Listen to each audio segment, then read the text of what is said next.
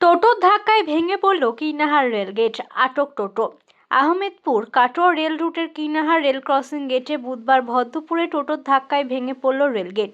ঘটনাকে কেন্দ্র করে চাঞ্চল্য সৃষ্টি হয় এলাকা জুড়ে। স্থানীয় এবং রেলকর্মী সূত্রে জানা গেছে, এদিন কিনাহার চৌরাস্তা থেকে বাস স্ট্যান্ডের দিকে যাচ্ছিল একটি টোটো, আর সেই সময় কাটোয়া থেকে একটি ট্রেন কিনাহার স্টেশনে থামার পর আহমেদপুরের দিকে যাওয়ার সময় সংশ্লিষ্ট এলাকায় রেলের ক্রসিং গেট পড়ার মুহূর্তে এক টোটো চালক অসচেতনভাবে তার টোটোটিকে রেলের গেট পার করতে গিয়ে ঘটে বিপত্তি।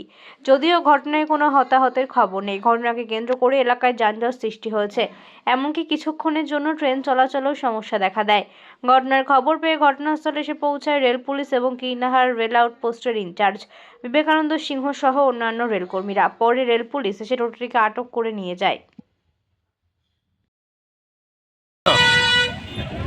টোটোওয়ালা যাচ্ছিল যে গেটটা ভেঙে পড়ে গেল।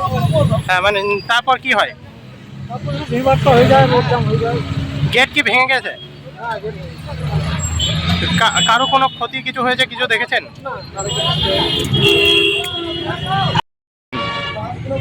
ওই দেখলাম গেলে ভেঙে গেল। কিসের সঙ্গে হ্যাঁ, কিসের সঙ্গে হয়?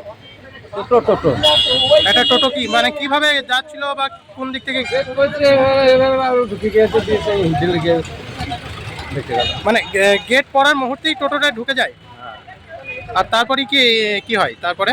তারপরে ওই হুডে আটকে গেল। গেটের তারপরে কি গেট ভেঙে গেছে? হ্যাঁ, একটু একটু দিন দিয়ে গিয়েছিল। তোমার নাম?